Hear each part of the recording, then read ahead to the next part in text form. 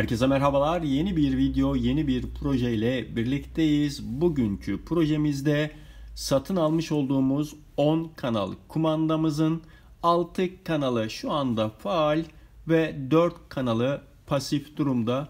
Bugün bu kumandanın son 4 kanalı, yani buradaki switchlerin nasıl aktif edileceğini sizlerle paylaşacağım. Bu firmanın kumandasını piyasada hem ucuza hem de performans, kalite, fiyat oranlarsak işlevsel bir kumanda olarak bildiğim için bu kumandayı aldım. Yalnız 10 kanal olmasına rağmen 6 kanalı aktif, 4 kanalı pasif geliyor arkadaşlar. Bugünkü projemizde bu 4 kanalın nasıl aktif edileceğini hep birlikte göreceğiz. Şimdi hemen işlemimize geçelim.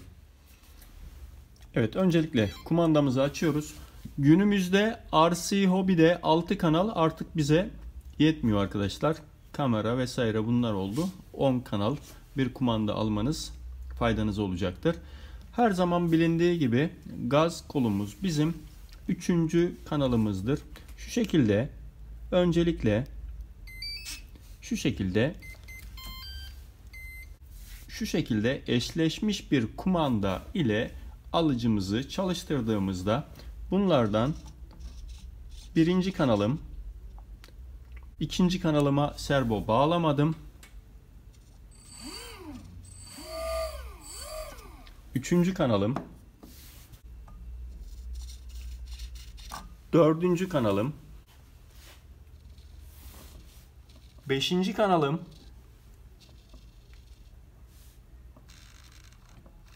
altıncı kanalım, 7, 8, 9, 10. Gördüğünüz gibi bu 4 kanal şu anda pasif durumda. Şimdi bu 4 kanalın, yani 1, 2, 3, 4 servonun nasıl aktif edileceğini detaylı bir şekilde hep birlikte göreceğiz. Evet, şimdi alıcım açık durumda. Pilimiz bağlı.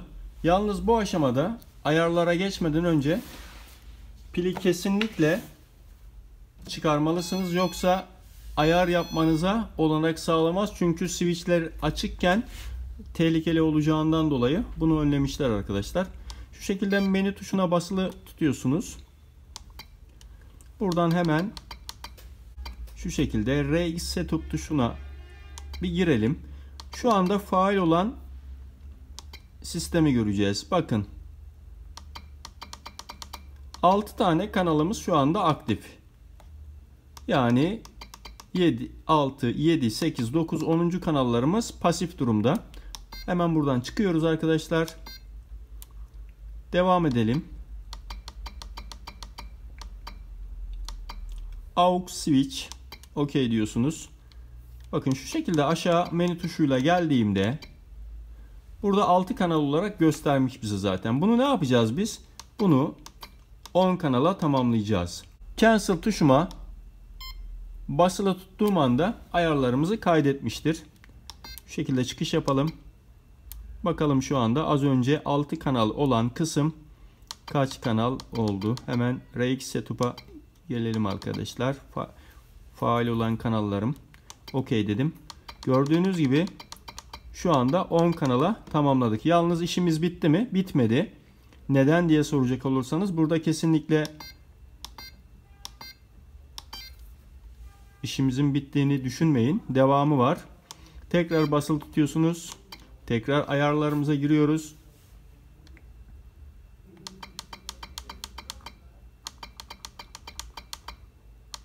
AUX switch'e tekrar geliyoruz arkadaşlar. OK diyoruz. Bakın, gördüğünüz gibi buradaki her switch'in üzerinde yazılar yazıyor. Biraz zor gözüküyor. Yani buradaki switch'imde SVA yazıyor. Bakın benim şu şekilde SVA switch'im off kapalı. SVB buradaki switch'im. SVC buradaki switch'im. SVD ise buradaki switch'im. Ne yapacağız? Biz bu switch'lerimizi şimdi tek tek aktif edeceğiz arkadaşlar. SVA on konumuna getirdim. On konumuna getirdim. SVC'yi 10 konumuna getirdim. SVD'yi 10 konumuna getirdim. Tekrar cancel tuşuma basılı tutuyorum. Tekrar kaydettim. Şu şekilde çıkış yapalım. Tamamen. Tekrar girdim. OK diyelim.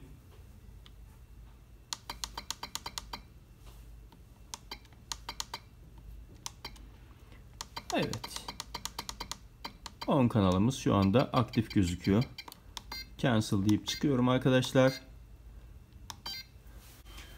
Evet, son bir aşama kaldı.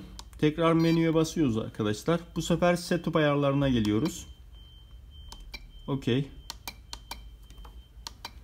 AUX kanal. OK. 5. kanalım. 6. kanalım.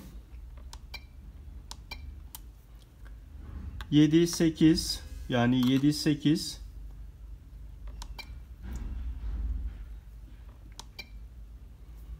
9, 10. Bunlar da 9, 10. Gördüğünüz gibi bunlar şu anda seçili değil. Bunları da seçmemiz gerekiyor. Şu kanallar tanımlı gördüğünüz gibi. Evet. Arkadaşlar bakın burada SVA, SVB, SVC, SVD biraz zor gözüküyor. Bu kanalları atayacağız şimdi kumandamıza. Evet, 7. kanalım. SVA yapacağım bunu. Şu şekilde.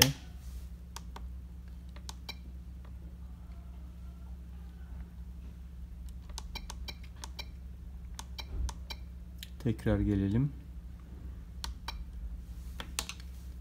VRB, VRA, SVD, SVC, SVB, SVA. Şimdi 7. kanalımı atadım. 8. kanalımız SVB idi.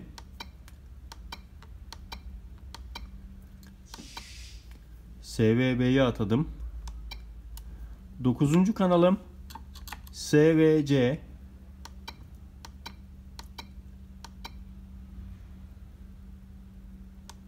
10. kanalım ise SVD. 10. kanalımı da atadım. Cancel'a basılı tutuyorum. Evet, bunların atamasını yapmış olduk. Şöyle Cancel'dan çıkış yapalım. Şu anda tüm ayarlarımız yapıldı.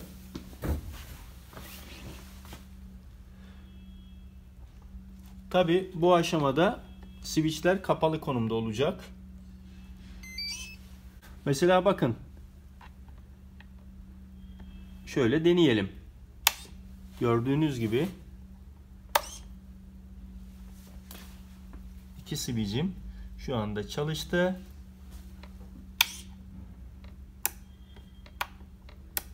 Bu kısma bir servo takmam gerekiyor. Çünkü servom eksik. Evet. Gördüğünüz gibi bu da çalıştı. Tekrar deneyelim. 7 8. Buradaki switch'im ise 3 konumlu switch. Yani 9. kanalım benim ve 10. kanalım. 10. kanalımız da bu şekilde kumandamıza tanımlanmış oldu. Mesela servonun yönü nasıl değişilir? Bunu da basit bir şekilde anlatalım. Daha sonra projeyi bitireceğim arkadaşlar. Evet, şu şekilde OK diyoruz. Reverse. Evet arkadaşlar, burada gördüğünüz gibi